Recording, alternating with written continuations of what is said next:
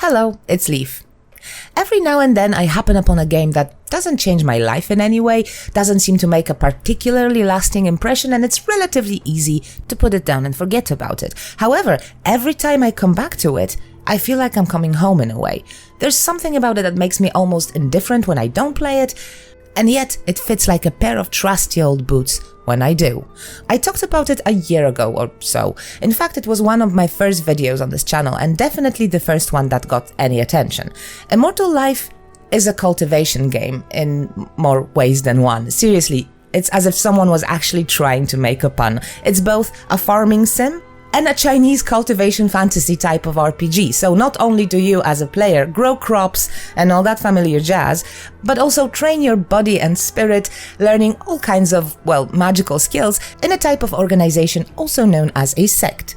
And this game is just as much a farm simulator as a cultivation sect simulator, because rebuilding our recently destroyed sect and recruiting new members is basically the main focus of Immortal Life. Now, a lot of content has been added since I talked about this game. First of all, there's much more story, more places to visit, and more characters are now recruitable.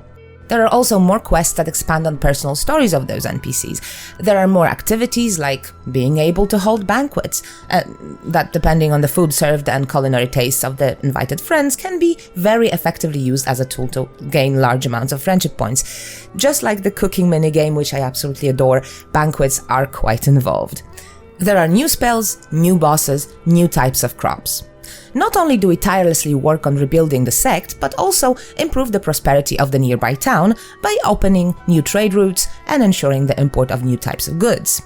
Thanks to the new recruits, we can now actively improve our knowledge of combat spells, make potions, outfits, etc., etc. The list of new additions is very long, but then again, it's almost a year's worth of updates. But all in all, not that much has actually changed. The game still feels and looks the same, with two exceptions: English translation and combat.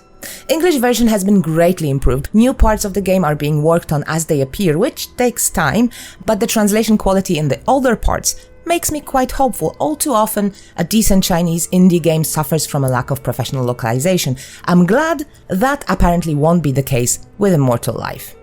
Another big change has been made to the combat system. It has been completely revised. Melee attacks have been replaced entirely by ranged attacks, removing the need to get close to enemies. We still technically use a sword, but it behaves more like a magical staff. The movement controls during combat are now also different. The direction of our movement is dictated by keys, the traditional WSAD, but the direction we are facing depends on the mouse cursor. I admit, initially I hated it. It confused me to no end and I couldn't focus on fighting, especially since it's completely different from the way we move outside of the combat zones. But after a while I decided that it really makes more sense, especially considering the fact that the old system had a lot of problems. For example, some enemies can attack us from far away and regardless of obstacles. Unfortunately, we had to destroy those obstacles to get to the enemies, and because we had to put away our weapon and use our pickaxe to do so, it left us completely vulnerable.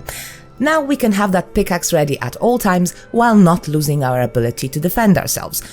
Granted, running backwards or at an angle looks a bit weird, but it definitely beats getting killed. Immortal Life is generally a very nice game. It's cozy and relaxing, but not all the time. There are some more intense sequences like boss fights and breakthroughs, the latter being part of the game's special level up system. The setting is also exotic enough to keep things interesting. It's not without its problems, however. Some newly added features like growing magical plants in a special garden can be a bit difficult to figure out, and the game is not popular enough for people to make tons of guides. Fortunately, there is a good general guide on Steam, and there's an active community on Discord. Also, it has to be said that even with the simplistic graphics, Immortal Life has a very distinctive visual style. At times, it's really beautiful. And let's not forget about the fact that most of the NPCs are pretty damn hot, which brings me to the topic I discussed at length in the comment section of my first video: romance. It still seems to be unclear whether romance will happen in this game or not. Apparently, it was at some point confirmed by the devs, but honestly, I don't know much about it, and it's not in the game yet. Now, judging by how cute the characters are, it would be a crime not to include it. Also, many players really want it.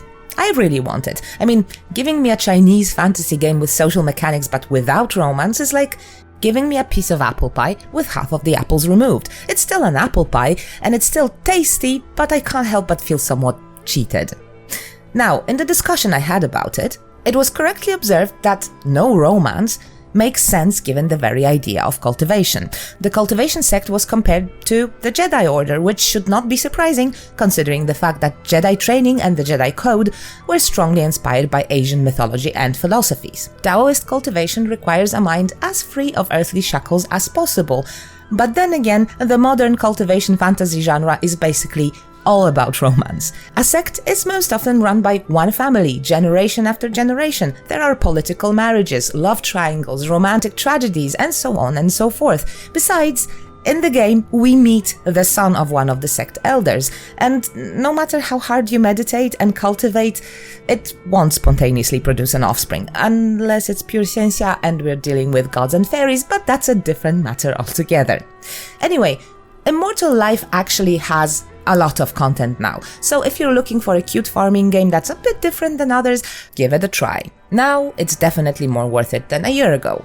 And if you're into farming sims and Chinese cultivation fantasy, then it's a must, and you're probably already playing it anyway. Okay, so that's gonna be it for today. Thank you so much for watching, and I see you in the next video. Take care.